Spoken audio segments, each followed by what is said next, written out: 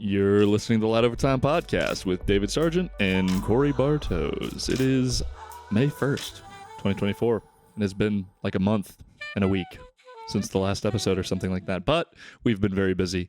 There's a lot going on. So we should have a pretty exciting show for you guys today. How are you doing, David? I'm doing very well. Feeling really good about it being May 1st, but also feeling like April just flew right by. Oh, yeah. I mean, I can't believe it's the 5th month of the year already. I know. Period. But that's good. So there's been kind of like, I guess, a lot going on. I think I normally say, what have you been shooting? What have I been shooting? And we'll kind of go from there. But I think we should start with the Eclipse because that's a little late. Yeah. But we did do that. So I have a little bit to say about that. But I'd like to hear about your experience. This was, the 8th? So almost a month ago now. Yeah. Yeah. And I think what ended up happening for me wasn't so bad. I think it went well.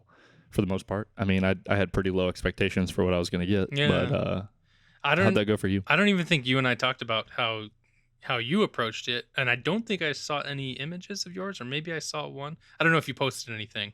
So we really haven't talked about it at all, other than maybe you probably saw the stories as I was shooting, which I had a lot of fun. So I did have to work that day, but my kind of like work-life / schedule balancing is kind of on me, which is really cool. So I was able to shift around my duties for the day so that I had like 3 hours in the middle of the day to just like go do this thing. And my boss was kind of excited too. She's like, I better see some pictures after, which is funny because I don't think I showed her any pictures yet.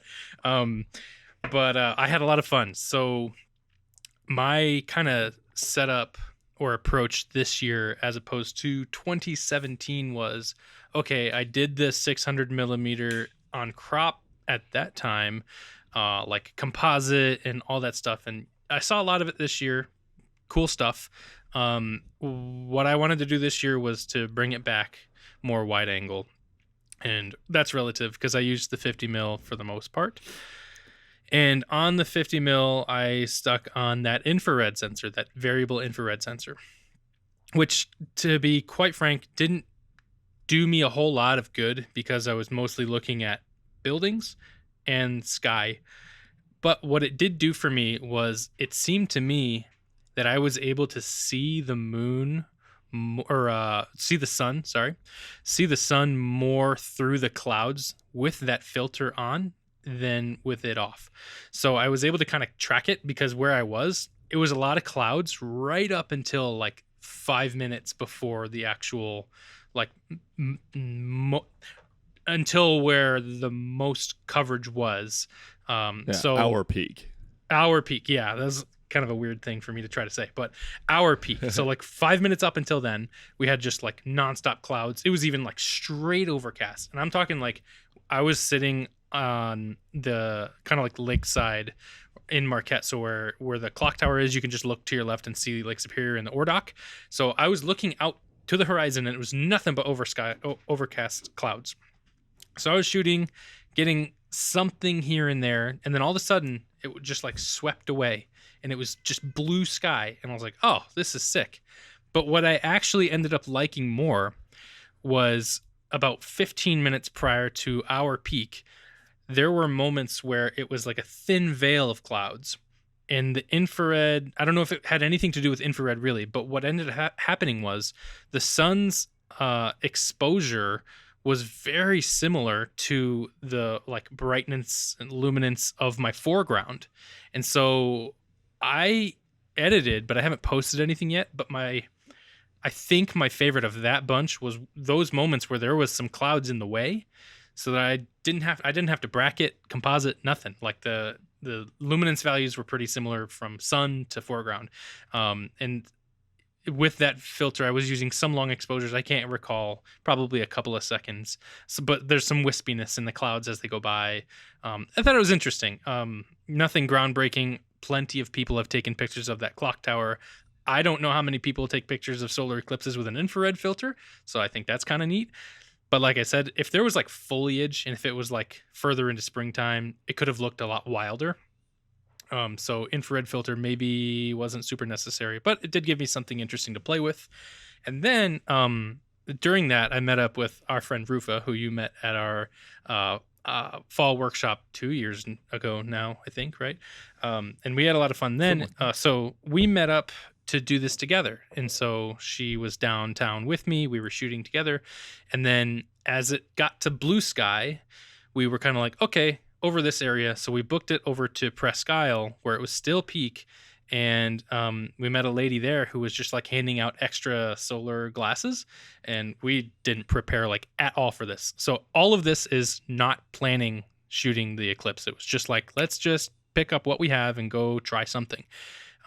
So when we got to Presque Isle, this lady handed us some glasses, and instead of continuing with the infrared filter, I put my 20 mil on because I was at a point at Presque Isle, if you know Marquette, you can look back towards town and see the northern Ordock, I believe it is, and with Lake Superior to the left, the Ordock on the right, and right in between on the top was the sun. So with the 20 mil, I was able to get that. And then with the solar glasses, what I ended up doing that I liked probably the most of the whole day was just holding the glasses out in front of the camera where the sun was right in front of the camera. So like just in there, in the frame. So like the sun is small in frame, which reminded me kind of like shooting wildlife where the bird is like really small in frame. And so like the context surrounding is kind of important, but in this case, it's just sky, my arm and hand, the glasses, and the sun in there. So to me, that felt like the most accomplished for not having planned anything at all. That was my solar eclipse shooting. How about you? Fair enough. Yeah, I mean, I like that. I definitely like anything you can do that's somewhat interesting and isn't like every single other photo that we saw that day is great, right? Like, I'm into that. I like contextual moments and things like that. So that sounds pretty fun. Yeah. I'm excited to see them. I don't know if you're going to have any to throw up during the podcast, but I'll send them your way. We'll see for listeners. Yeah, so I was working as well, and we had planned to try to do something tactical.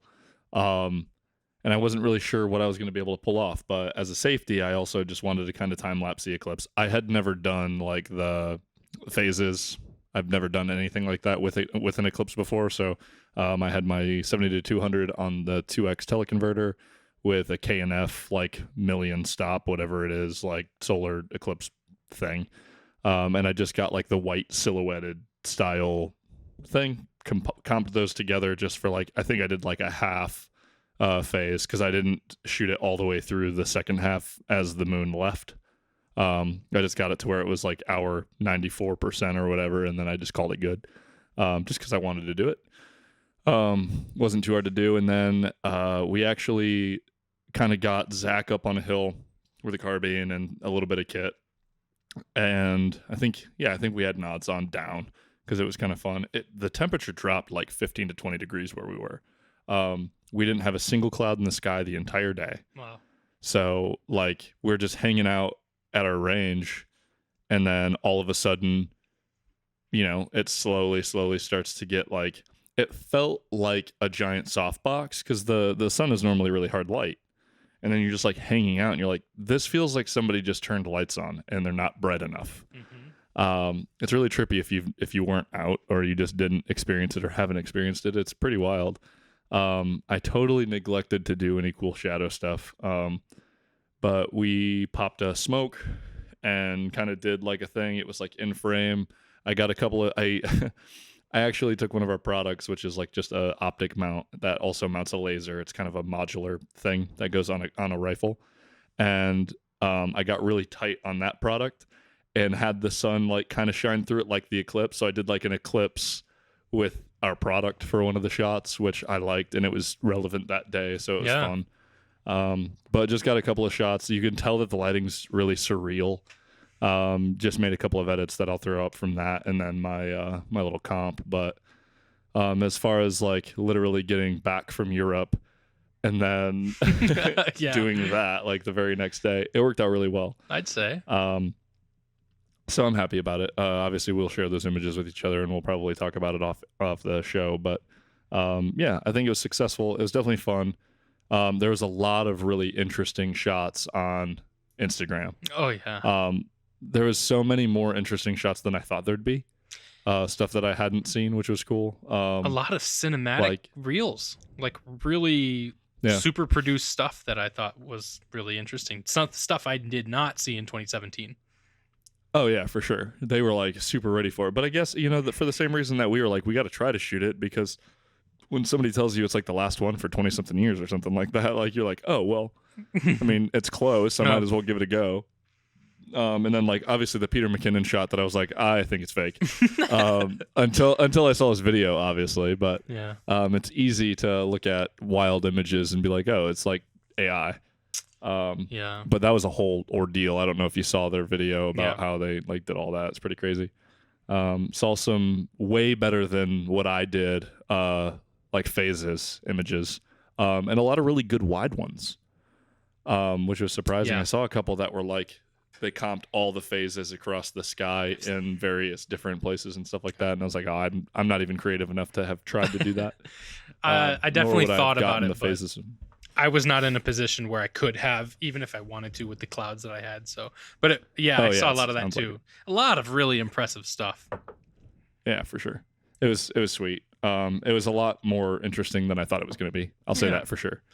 I think I underestimated the difference between the peak coverage between like your area where it was, you said 94%, and what 100% actually was doing, because a lot of the videos that I saw that weren't like super like professionally done or well produced, of just people holding up, you know, their phone and recording the experience, it got a lot darker than I thought it was supposed to. Yeah. So for those people who took the effort to go to 100% totality, I'm sure that you are thinking that it paid off, and you're right too, because it seemed like it was worth the trip.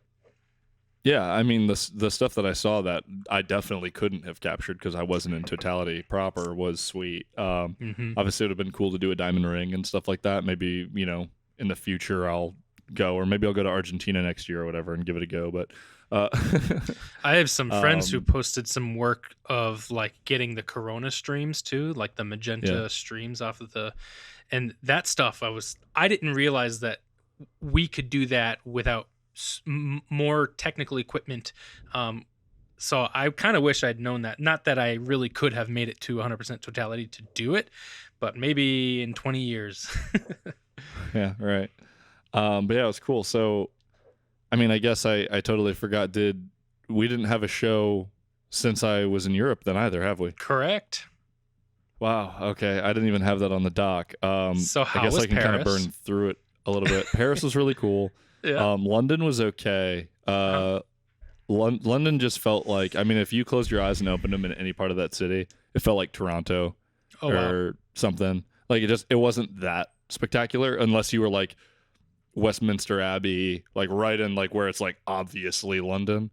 But once you get back to like the city, like South London and stuff like that, it's like you're in a city. How was shooting Europe? Shooting Europe was a lot more fun in Paris.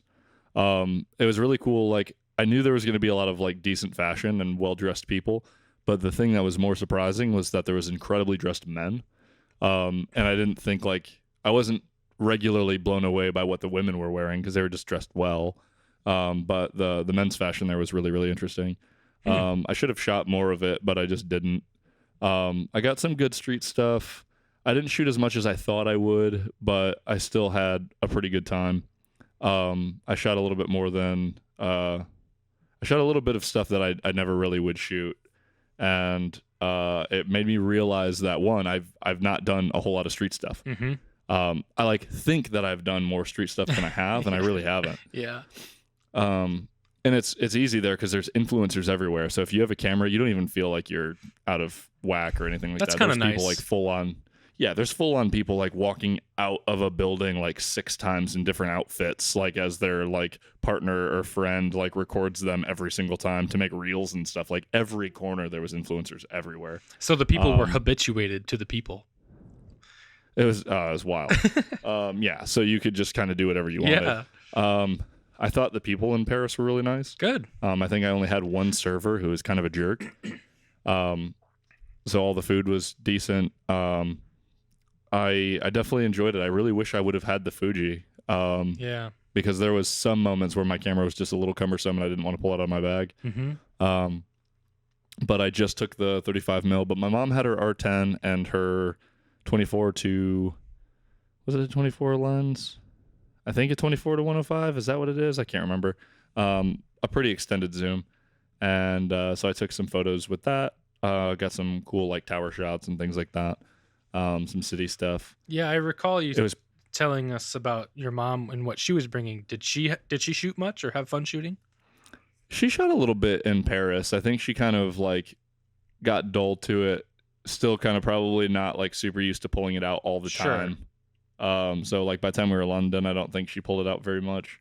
But she got some shots and it was fun. She has a really nice Samsung phone too. So her phone takes like really great photos. Yeah. And she's plenty happy with those. So she shot a lot of that. She had a ton of cell phone photos. Yeah, I don't know if there's like too much more to say. I think I enjoyed myself. Well, that's the most important thing. Yeah, there's like the like neighborhoods or boroughs or whatever in Paris, like the arrondissements are all kind of very, very different. And we were in one that wasn't necessarily like the touristy one that everyone recommends, but it was way better than like anything I had seen. It felt super Parisian. Like all the buildings were like old. So they all kind of looked the same. It looked like you were in Paris the whole time, but like all the shops were in the bottom layer. And then it was like, I don't know if it was like private business or like residential above it, but they were all like that. We were right by the metro and we were right by a grocery store. And we had this like cute little boutique hotel thing. All that was super dope. I met up with some friends in London, which was really cool. And then my buddy Connor had helped me. He went to Abbey Road with me and my mom. And I didn't want to take the same exact photo as like freaking the Abbey Road cover because I think that's boring. And so I had him shoot it from an angle so you can actually see Abbey Road right behind it. Yeah. Because like the studio's right behind it. Like you don't really tell when you're square with the crosswalk in like the Beatles album cover. Sure. So we're watching all these goofy people take their Abbey Road photo, and there's this super obnoxious like guy who I think they probably paid to be like the photographer for them, because they like this group of people, tourists for sure, like fully dressed up like the Beatles, and like did the whole and I think he was throwing on a fake British accent. That's how obnoxious it was. And he had like a goofy little hat, and he had like a big, like super huge butterfly collar. And he's like, "Oh yeah, that's beautiful." And like, it was obnoxious as hell. But there was a bunch of people kind of lined up. So they were like cluttering the crosswalk. And then I'm sitting there, I give my camera to Connor and I just kind of show him how to use it. I was like, dude, just burst it until we cross it. Cause like the second we go, we're going to go, we're not doing it again. Yeah. Like I'm not going to play around in the crosswalk. I don't really care. But then all these people are trying to get this photo when there's cars coming. And me and my mom are waiting patiently, and we're just going to like wait until we feel ready to go. And then like the time there was no cars, there was people there that were there before us who were like, "Are you guys gonna freaking go?" Like, I was like, "Mom, we're going," because like nobody went and there was no cars. Like, this is exactly when all of you should go. We could have just like, I should have organized it. We could have banged every photo out for every person. Yeah. Bam, bam, bam, bam, bam. But so that was kind of funny. My mom had it printed on like metal and made like a little border of it and said something. So that was like one of the big things, one of the very few big things she really wanted from that trip. So it was cool to knock that out. That's great. Yeah, and it was all good. But yeah, so other than that, the trip was good, and then obviously came back and hit the ground running with the Eclipse stuff. And then I'm trying to remember what else happened in April. Not a whole lot, but lately for shooting, Elle and I have been going out like hunting for morels. Yeah. And so I've been shooting a lot more while we're doing that, trying to get ready because we have a couple of things kind of planned, but the woods has been really fun. The 35 is killer for getting like really close up detail shots and then like some wide stuff. So I've just been trying to get better at capturing stuff around me. Because I've realized that I've fallen so into just shooting like Instagram stuff for work that a lot of my stuff look kind of the same. So I've been trying to branch out of that. So I've really liked those last couple of shoots where I've just kind of tried to put her in places in the environment that we're in and take some of those photos. That's really and cool. then today actually we were supposed to be leaving for Korea. Yeah. And that trip got canceled. So we've got a trip now planned for the first week of June. We're going to Vancouver. Nice. And gonna try to go do some whale watching. Some pretty wild stuff. So I think I'm gonna take my whole kit. I'm gonna take my 70 to 200 with the teleconverter. As a graduation gift, I got her a nice set of Vortex binos. Nice. So we're gonna kind of do that. I don't really know how much else we're gonna do. We haven't like totally dug deep and planned that yet, but I think we're just gonna rent a car and just like bomb around, maybe do like one tour or two, figure it out. But we're gonna go whale vision hunting, not whale hunting. Yeah. To be perfectly clear, but that's gonna be really fun. Yeah. Pretty stoked about that. So hopefully I can keep up with the shooting, like my actual things that I'm doing, and make it good and not garbage, but then get some really good whale shots. I actually think it's funny. Her favorite whale is an orca. And when I was like 2, I want to say 2 or 3, my mom says for like months, like more than like almost a year or something, every night I made her put on Free Willy for me to go to bed. Oh, funny. Yeah. So, but that's what we did, me, like pre-streaming, is you had VCRs and you had your favorites, and Yeah. they were in there every night to go to sleep Yeah. to. Rugrats put in that Free Paris, Willy tape in there. like 6 days a week. Yeah, that was a good one. Yeah. Rugrats in Paris was legit. Yes. Had that tape as well. But yeah, so I just thought that was kind of a fun thing because obviously we just met recently, but strong whale connection. Nice. I'm really excited. And then I think the next really exciting thing after that is I've got hooked up with a buddy who I actually did a shoot with Elemental Media. He runs the social media for a summer collegiate baseball league team. And I'm going to be doing a bunch of dates of shooting the baseball there. Very cool. Just helping him out to get as many photos as I can. Basically, I think my main role will just to be shoot photos. I don't think I have to do any video. I know he does video stuff, so I think I'm just going to be doing photography. Hopefully, I'll get the Fuji and I can use that for wide stuff, and then I'll just keep the 70 to 200 with the teleconverter on. Yeah. And then, so that'll be challenging and fun because I've been wanting to shoot sports for so long. I literally every year was sending emails to Western Sports Department trying to shoot for the Broncos, like for free, like full on. I'll give you all of my images. I don't care. I don't want anything. I just want to like hang out because I go to this school and it'd be fun. And they were just such I don't know why they were cagey or like they were hard to get a hold of. Like, can I just come in and talk to you so I can like shoot? Yeah. Like I have a portfolio. I don't shoot football yet, but I shoot sports. I shoot shooting sports and stuff. I have plenty of a portfolio that I can show you. Yeah. And it was such a pain. So this will be the start of that finally. Yeah. Good.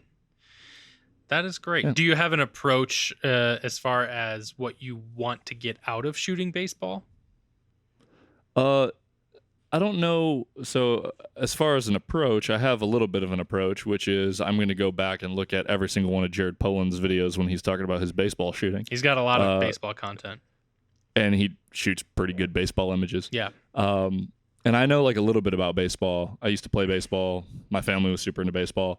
But I kind of want to go back and look at like some of the great baseball photography because there's quite a lot of it. Yeah. It's definitely its own little deal.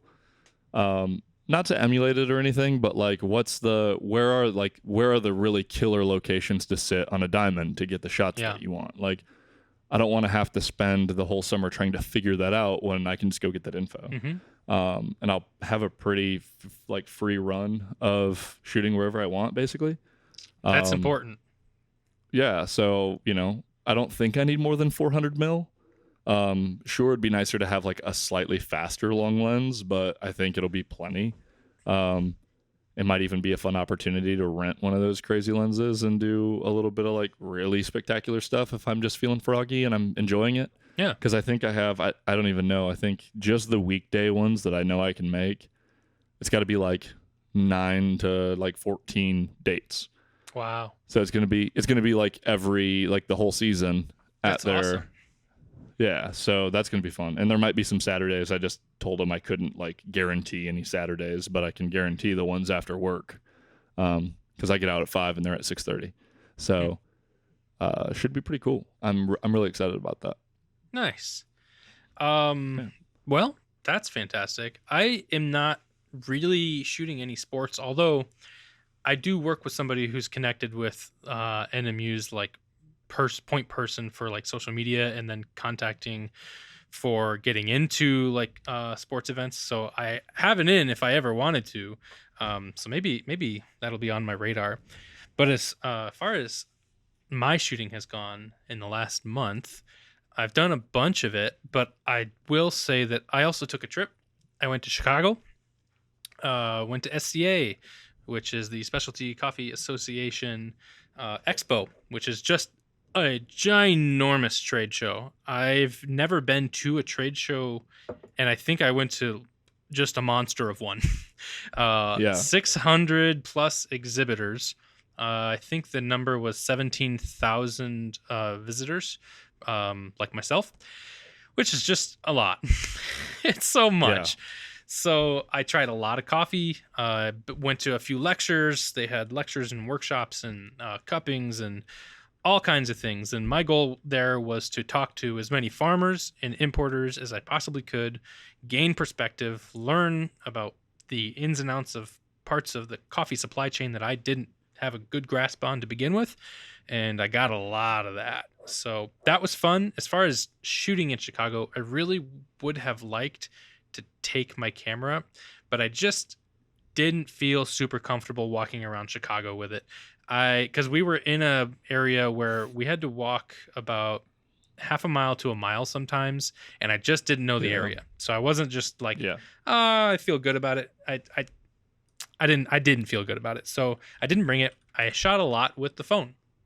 In fact, I shot a whole YouTube video with the phone, kind of a POV of on the trade show floor, which was fun.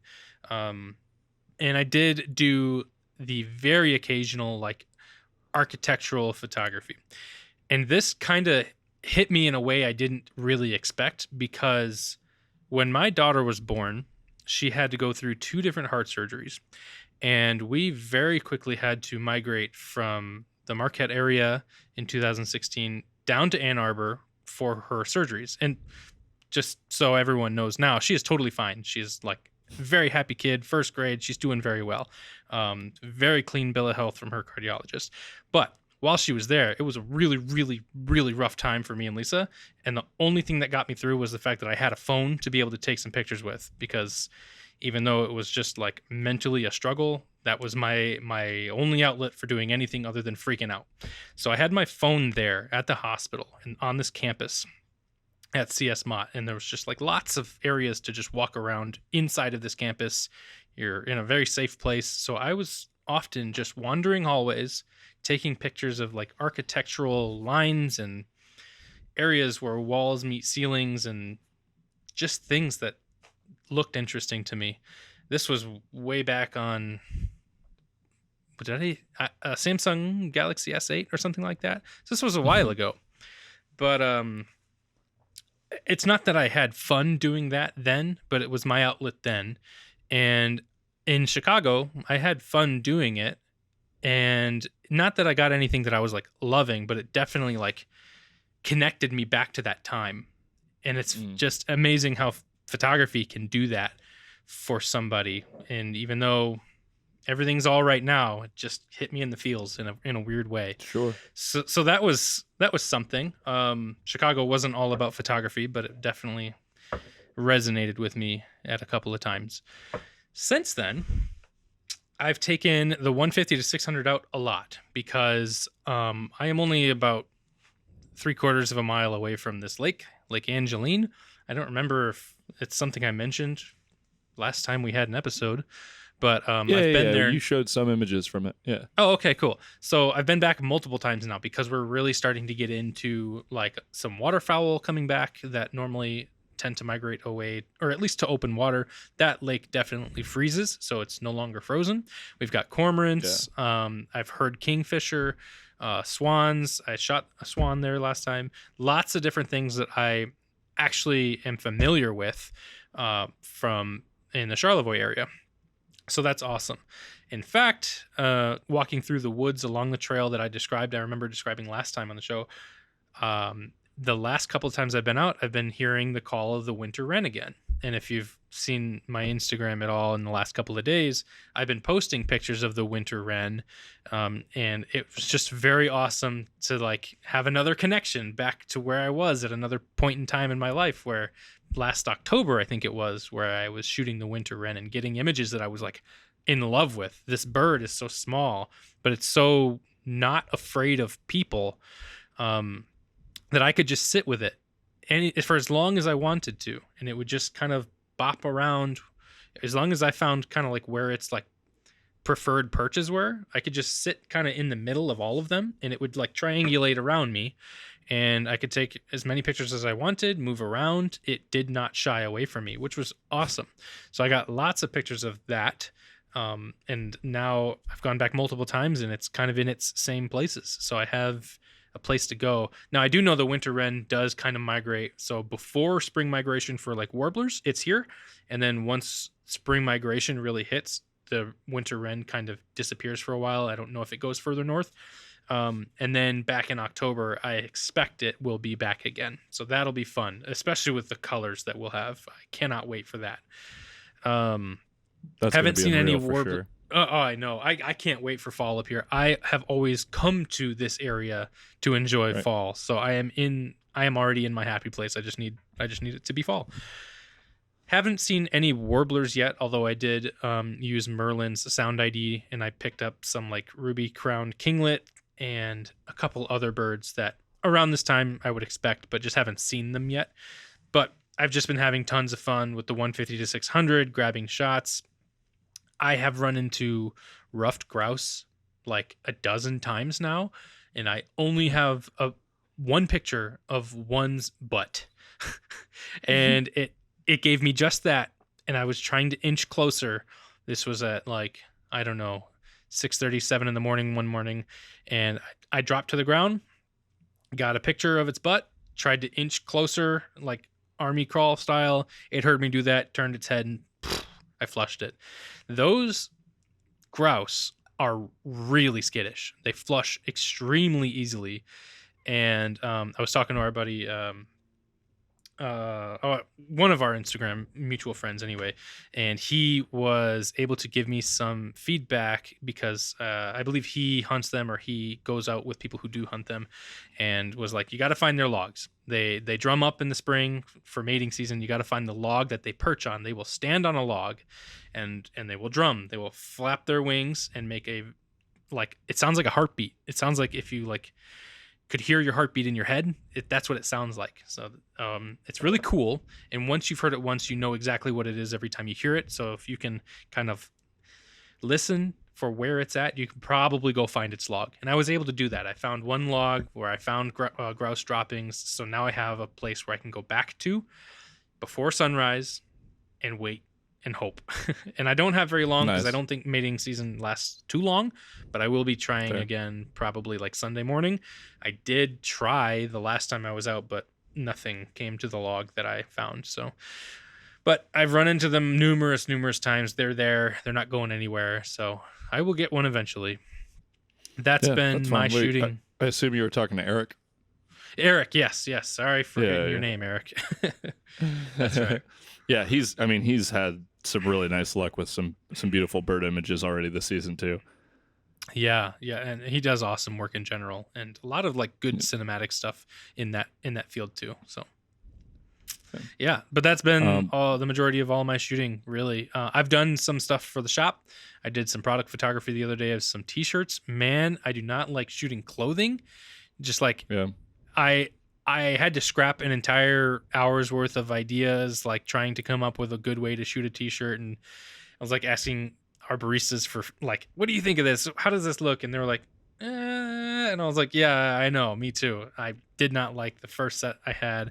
So I ended up just finding a nice wall that had like, it was a blue background, and we had some like this yellow shirt that looked really nicely contrasted against that. So I ended up just hanging it and doing steamed the shirts, and just I do not love product photography for clothing specifically. I've had fun with I can tell you other right- product photography. Go ahead. Yeah, I can tell you right now, like the best way to get images that don't make you want to die are just put people in them. That's what one of the Um, baristas said too, and I was like, yes, I would love to, but boss specifically wanted like that type of shot, and I was like, I will do it. We're gonna get this done. That, or in the past, I've also like if there's foresight, it always looks better to take a stock photo and put the art on it.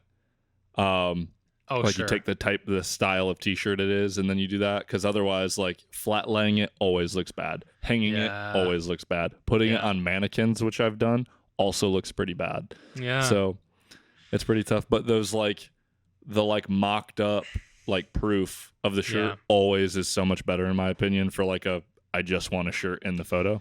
I'm gonna have to remember that for sure. That might be the way we go next time. I did okay, and the boss really liked the shots I got of the stuff hanging, which, Nice. you know, she wanted it done that way. She liked the results. Good, I can move on, and I did. I'm also doing like environmental photography inside the cafe, getting people's permission to take their portraits or whatever while they're just enjoying their time. Which, if you follow Dead River Coffee on Instagram, the post I posted today was a shot I took today that I thought just looked really cozy. It's foggy outside, a little chilly, but it's like springtime and people are coming in to get their coffee. He happened to be drinking an iced matcha, but whatever. He looked really cozy. So I was like, hey, can I get a shot? He was very cool. So I am getting to do a diverse amount of things, which is nice. Yeah, that's awesome.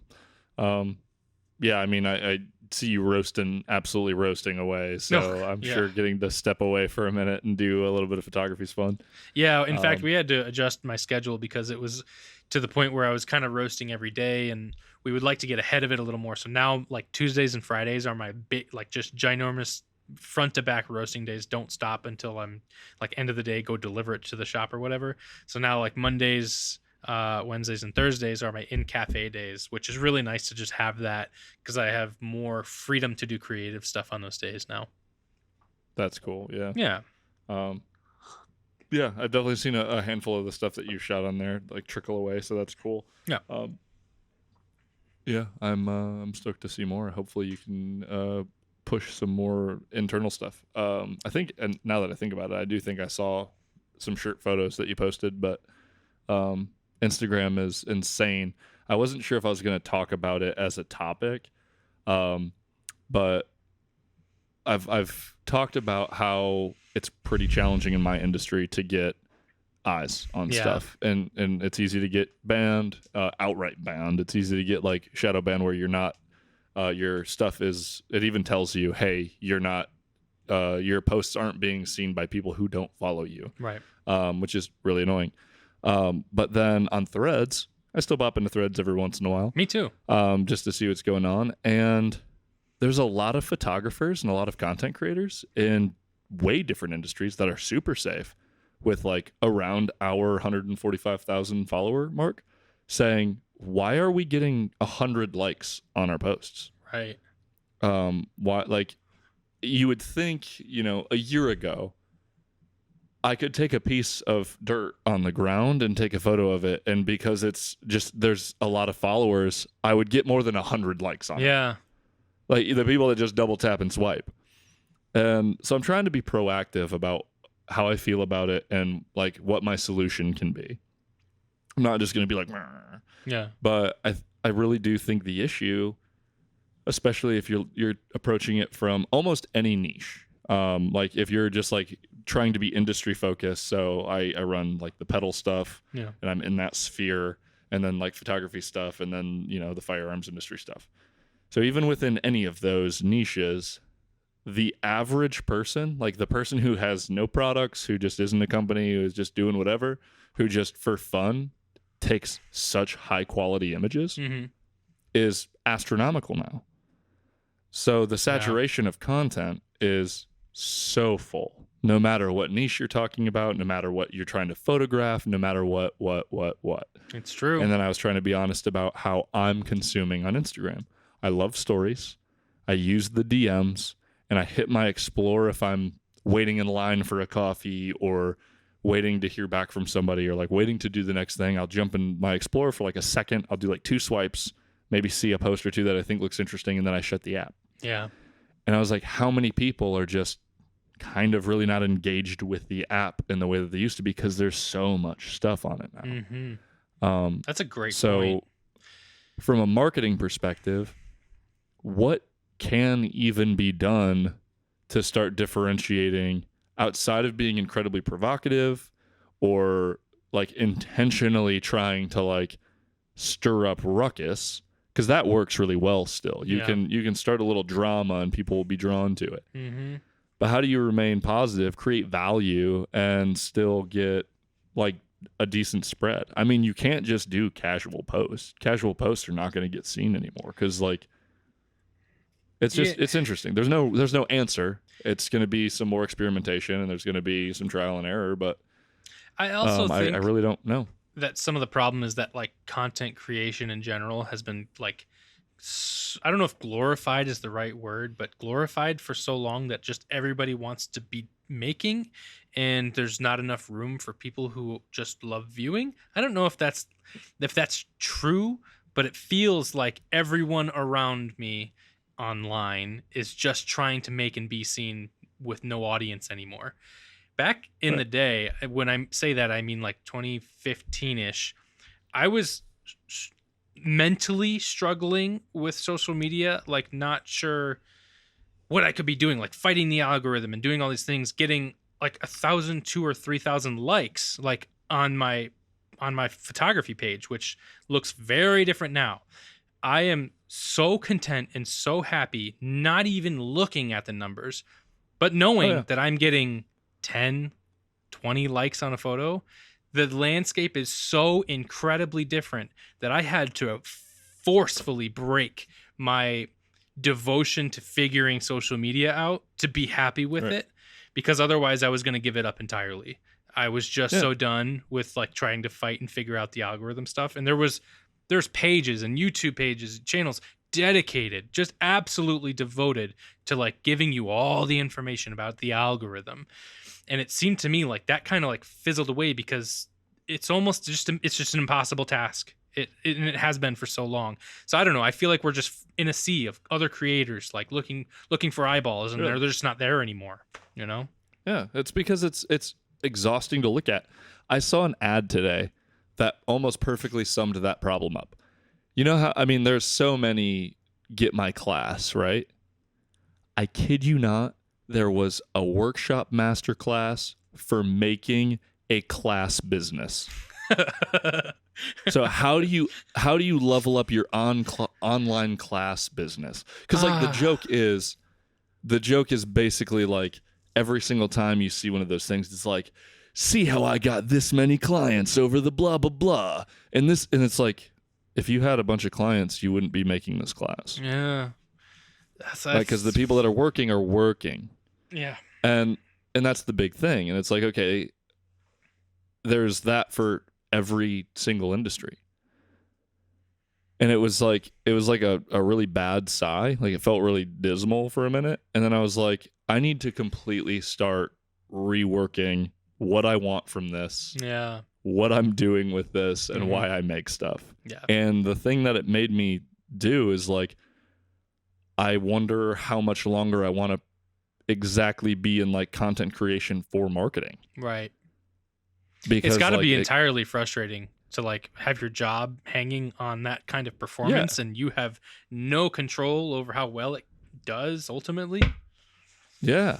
And like I was like, I've talked about it in a couple of our meetings at work, and it's like, I'm weighing if it's even worth putting so much energy into a reel when it probably won't get seen, whether I make a really quick crappy one or put all my heart and soul into it. And we already know, if you really pour your soul into a video for YouTube or something, it ain't getting views. Yeah. You have to make it because you want to make it and you feel good about it.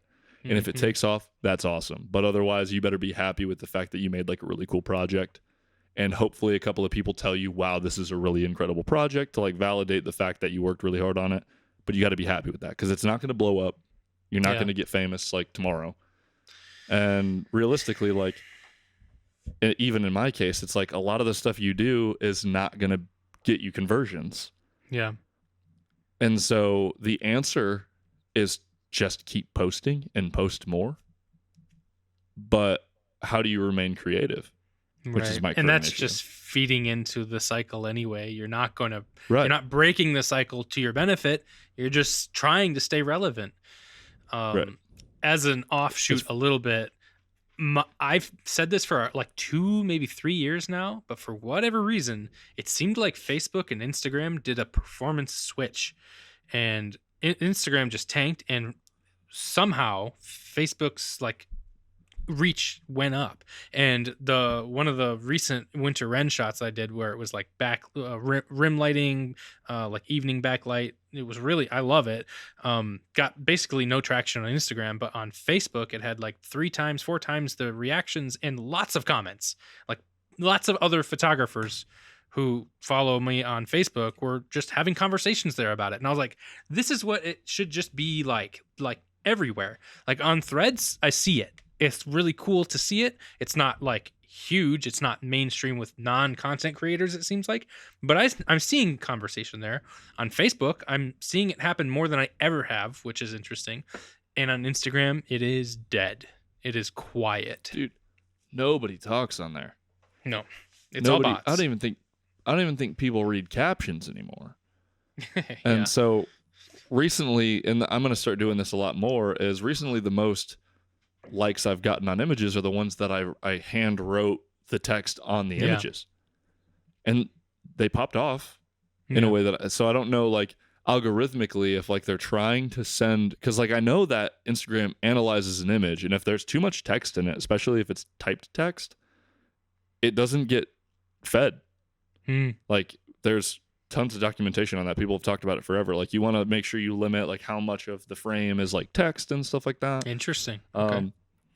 But maybe, I don't know, maybe it's just enough adding some of that to get people to actually look at the image so they don't have to press like read more. Because I almost never read more. I will tell you, I'm guilty of scrolling through reels because I love like the coffee niche on Instagram, and I'll do that for like 30 minutes.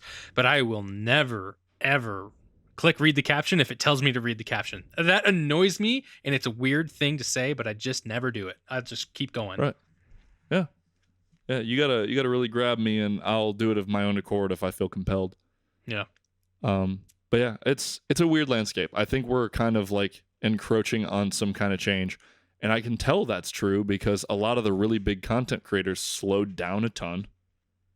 They're not releasing as much as they used to. A lot of them have their like side businesses now. A lot of the ones that I follow, they're making money in other ways or actually working again. Yeah. You know that a lot of the big like photo video guys that were doing a lot of YouTube content, they went back to work. Yeah. Yeah. Which is why they slowed down doing YouTube, because it was more beneficial and it paid more to go back and do real work. Yeah. Which is an interesting, I guess, analysis, observation, if you will. But yeah, that's enough about that. It's dismal. We're going to try and figure it out. I have no idea if I'm going to sort it out or not, but we'll see what my career looks like because it's exhausting. On a somewhat related note, though, we used to talk about this kind of frequently, but it's been a while. Have you been watching any content on like YouTube or anything? Because I got recently back into that, and I've been enjoying some stuff.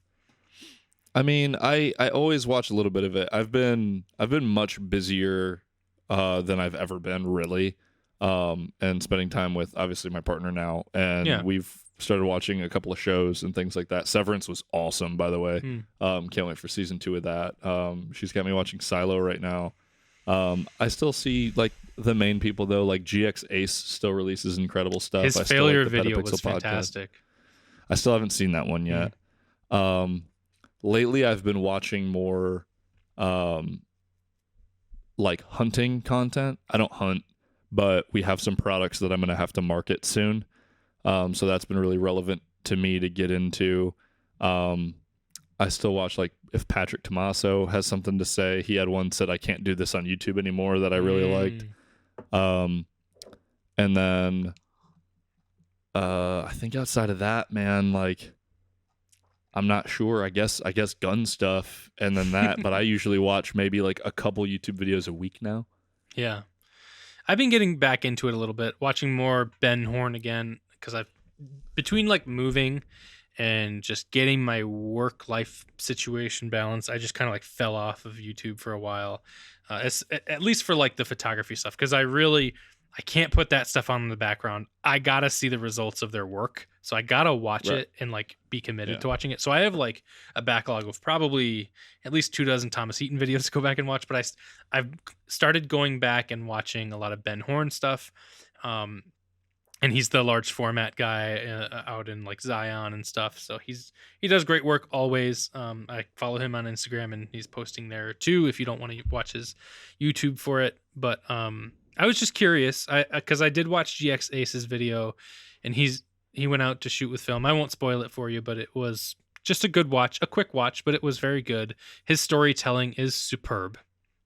Oh yeah, I mean, and they're just gorgeous videos. Yeah. Yeah, the dude's got a formula that works really well for him, and it's his own, and it's very cool. And I saw he got invited out to the Fuji X106 launch, right? Somebody was hanging out with him. I can't remember who. Oh, I think it was Joe Allen. Joe Allen, of course, as a ambassador for them, was there too. And I watched Joe Allen's video on that release, which included GX Ace, which was funny because I'm like, those are two people I never thought I would see together in one place. Very cool. But yeah, other than that, I was curious. I am watching The Sopranos for the first time. I watched the first episode for the very first time. I know that everybody hates the last episode. I'm ready for it, like Dexter. Good God, I'm ready for it. But I can't wait to get into it because I know that it's such a great show. Everybody talks it up. So you can't let the last episode of a show ruin it for you because it's usually a showrunner thing. Yeah. It's I mean, I still think Lost is one of the best television shows of all time, and the last episode is heartbreakingly bad. So there are a number of shows that I have never watched, Lost being one of them, Game of Thrones being another. So I have a lot of like masterpiece shows to watch. I always do this. Like I did this with Breaking Bad. I waited years. I don't like to be in it while it's on because of spoilers. So I will let it way pass by years and then go back and watch. Yeah. Game of Thrones is one of the few that I've never been so upset in my entire life about something that didn't actually matter. I hear that. I was with the entirety of the final season. Minus the very last episode, which was actually good because they went back to making a Game of Thrones episode for the last episode. Okay. I don't know exactly what that means, but I will find out one day.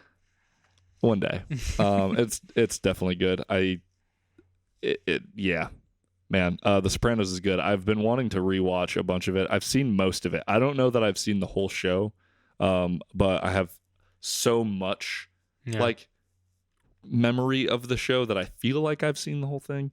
But it's a good one. It's a good one. Just like top tier acting. And the guy like Tony Soprano in the first episode, like just loving on the ducks in his pool. I'm like, that could be me. That could just be me. And I'd be so happy. David is Tony Soprano. Yeah. So I got two more things that I kind of wanted to talk about very briefly. Cool. No crazy rumors or anything like that. The first being, I still don't have my Fujifilm X106 yet. I have no like information. They've told me twice. I've gotten 2 emails where they're like, sorry, we still haven't gotten you this. And I think I pre-ordered it like within the first hour. I've seen people with multiple now. That's crazy. Yeah. I've seen so many scalpers with them. Yeah. It's devastating. Going for like $2,400 and the limited like edition or special edition one going for like $3,000. Oh, that was brutal. Yeah. But there's a little bit of news out there that Panasonic is launching a full frame fixed lens camera this month. Oh wow, I somehow didn't catch that one. I didn't either until today. What is the format of it? Like pocketable? I hope. I don't think there's a lot of information yet about it. However, it's probably the S5 II sensor, and the S5 II sensor is really great. Sure. That must mean that it has autofocus of some kind, which is probably good. I don't imagine the X106's autofocus is like the most stellar thing ever because I shoot Sony and it's quite good. Yeah. So I'm not worried about this pocket camera being bad. Yeah. But a part of me kind of wants to. I'm going to keep my Fujifilm pre-order, but a part of me kind of wants to pick up this camera and play with it for a minute, and That could because be fun to I rent. anticipate it. I mean, I'm just probably going to buy it. And because like I'll be able to sell the Fujifilm if I need to. No problem with that. And realistically, if like the Panasonic's like super dead on arrival, like I can just send it back. But I really like Panasonic. I've always really liked Panasonic. I shot the GH4 and GH5 for years. I've rented a couple of the full frames, and I really like them. So that was really interesting. And all it really said was like, it's going to be really competitive for that niche.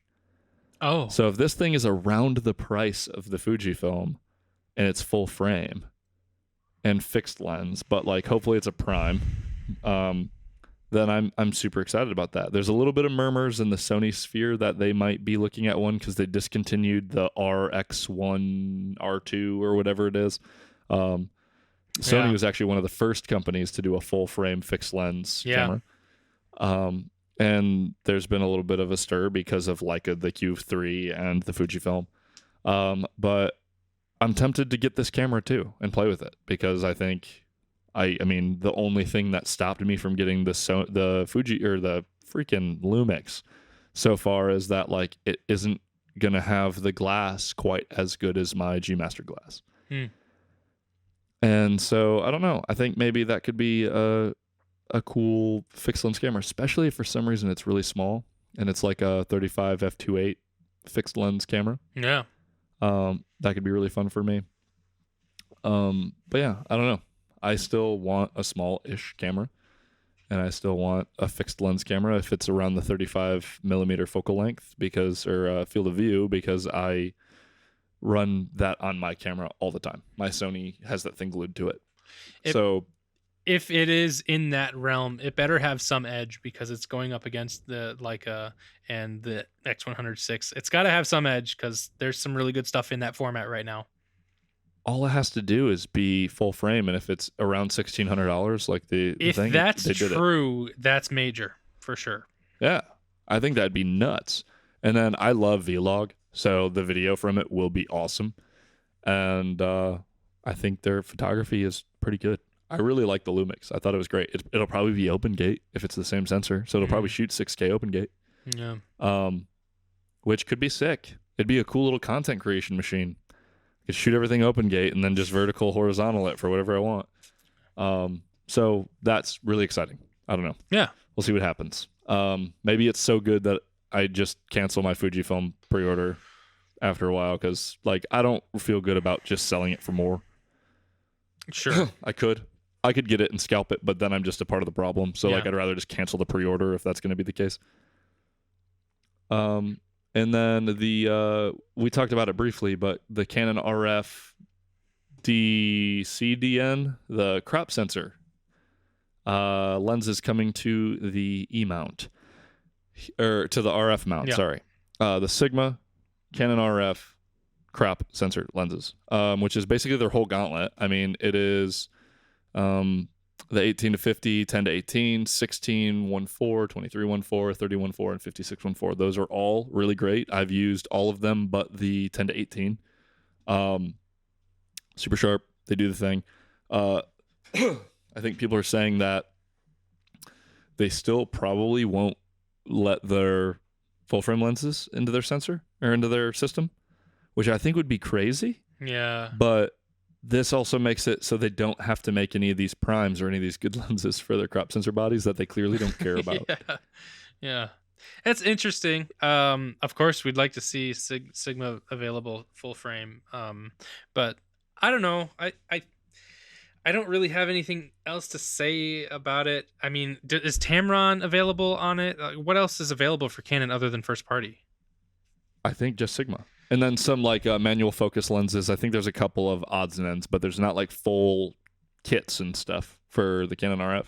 I don't see why they don't see how open Sony's platform is and why that's good for Sony. You know what I mean? But they might not care, and it might not change their market, right? So I think it was Petapixel, freaking Chris Nichols has a video where he basically says I can basically just shoot Sigma lenses now. Yeah, I loved that video. Yeah, and it's like, yeah, because they're that good. And it was hardly subjective. It was like, it is good based on this kind of performance. You don't need much more than this. Yeah, I loved that. If the lens costs more than the Sigma, show me the reason why. Yeah. Because the only reason I'm doing it on Sony is for breathing compensation. Like straight up. Like 100% the reason why I only have G Master glass is for breathing compensation. Yeah, interesting. Yeah, I don't know. I obviously I haven't ever owned a Canon, so this is not exciting news for me personally. But if I was a Canon shooter, especially a crop shooter, that's exciting. That's absolutely exciting. So yeah, I mean this makes like the R100 or the R10 way higher as a like I'm trying to get my first good hybrid mirrorless camera because they're incredible cameras. I actually loved the R10 shooting it in Paris and stuff. Sure. The autofocus feels amazing. I shot 7Ds and 5Ds for a while, and I love a lot about their menus. I love a lot about how their system actually works. It's very intuitive in a way that Sony definitely isn't. The autofocus just like really does the thing all the time. That's something I've always known Canon has had, that dual pixel AF, and how far it's come definitely works. Yeah, and their touch for like putting the point where you want it just feels smoother. Like the interfacing on it is just better than the Sony and like every way. I turn the touch off on my camera. Yeah. That's how much I don't like how the touchscreen works on the Sony. I literally don't use it. I should turn it off because my nose bumps the screen sometimes and tries to track for me, and I'm like, wonderful. I have it on my delete button to turn it on and off. Oh, that's a good which one. is handy. Yeah. But once I did that, I left it off. Maybe I should just do that. I very, very rarely need it. Yeah. For sure. I don't know if you saw this, but I did happen to see Sony Alpha Rumors headline. I didn't look into it much further because it's just a rumor, but Sigma may be releasing soon a 24-70 Mark II. Yeah, which is awesome. That's been that's as much needed as the 70-200 update too. Yeah, especially if it gets a little smaller like it will, and it's going to be sharp and better. Because it's the 24-70 is such a freaking boring lens that it is so hard to buy the like G Master version of it. Yes, exactly. It just, God, it's like the least inspiring focal length. One of the most useful. Don't get me wrong. Yeah, I love having access to one. We have the 28-70 Sigma at work, and I use it all the time, and it's great. But it is also the least inspiring. It is just like if I need to get a shot somewhere in that focal length, grab it, make it happen, baby. Yeah, I can foresee like next year or something, me going out and getting both. If that happens to update within the next year, getting that and the new Sigma 70-200 in one swoop, because for the last decade, I have watched Thomas Heaton's videos of him going out with a 24-70 and just getting amazing shot after amazing shot of, and it's just landscapes. It doesn't have to be incredible as far as like autofocus goes, but it's just got to be sharp. It's just got to be a well-built, sharp lens and just does what it needs to do. Weather sealing is definitely helpful for some of those scenarios that I would be in. If it can just do that and not be astronomically expensive, that I can justify it, I will get it, and I will be so happy. Yeah, for sure. I agree with that. I would certainly look at it. I'm considering the 16-25 G lens from Sony. Yeah. Mainly because I was starting to consider getting the 20 again, now that I don't have like an ultra wide. Yeah. But then I was like, the 16-25 would crush. I liked 20 at f4, so I think I'd like 16-25 at f2.8. I think it'd be really useful. Sure. Because above 25, I'm gonna hit my 34 or my 35 mil, and then above that, I'm going to 70-200 all day. Yeah, it makes sense. But I guess there's also a rumor that there's going to be 2 new Sony bodies. I saw that. An Alpha body and a FX body potentially. So I wonder if it's an FX3 Mark II. I wonder if they'll do a box camera, which people have been begging them to do, and Blackmagic just did one, so they could do an FX like 5 and it be a box camera. And then some people think that it's actually going to be an A7S4, which I think would be crazy, but I'd love to see it. Either that or like an A1 Mark II, right? Yeah, potentially, but they just updated that thing to have the needs. I don't think that thing needs an update. It's still the crazy fast 50 megapixel. Now it has breathing comp and all that stuff. So I think but that one's pretty good. the Canon R1 has to be like super close, right? Like that thing's got to be on the way. I have to imagine an announcement is this year for whatever that monster of a camera would be. Right. Yeah. So I mean, we'll certainly see. And I think I really do think that if they can get 20 megapixels or more in an A7S IV, that's a pump and dump on my A7 IV, and I'm gonna get that for sure. Yeah. Just be too easy to have that be my main camera. Mm-hmm. Yeah. Whatever the next S-line camera, if they manage to do an A7S IV, it's an easy buy from absolutely everyone who owned an A7S III. There's just no doubt. Yeah, for sure. But that's all I have for everyone. That's all I have. Jacob. Hello, He's Jacob. a hairless cat. But yeah, that's all I have. Hopefully it's not a month before we do another episode. It won't be. We'll make sure of it. Yeah. Yeah, it's kind of chaos. I move in 2 weeks. So maybe it will be. I also haven't I also forgot that I haven't told you that. Hi buddy. So yeah, I guess we'll see what happens. By the time you guys are listening to this, maybe today it is Wednesday. On Monday, I will have sold my house in Charlevoix. It has been thank you. It has been 5 long months of paying 2 mortgages. It's not been fun. I can't imagine. We've had lots of showings. We even had an offer about a month or 2 back, and they backed out. So finally, we have someone who has put an offer in. In fact, I signed the closing papers today and sent them back to Charlevoix. I heard that the buyer's mother was raking the yard because they're ready. So nice. I cannot wait. I got a bottle of bubbly waiting to be popped. Yeah, perfect. Love to see it. That'll be very kind to you and your family to not have 2 mortgages. Sure will. Maybe I can save money for some lenses in the future, finally. Yeah. Well, I mean, for sure, man. Thanks for listening. Like I said, in every other episode leading up to now, if you like the show, please comment, talk to us, maybe share it, leave us a review, anything you would like, and that'd be super helpful to us. Yeah, a review would be great, especially now that I'm listening on Apple Podcasts. Leave a review if you use Apple Podcasts. And then if you're on YouTube, leave a comment. I'm sure this episode is probably going to have some images that we've talked about. So if you have some feedback, if you want to critique my images, I'm not super proud of my Eclipse images, but I'll share them and you can say whatever you want about them. Thanks for listening, guys. Beautiful. All right. See you guys in the next one. Bye.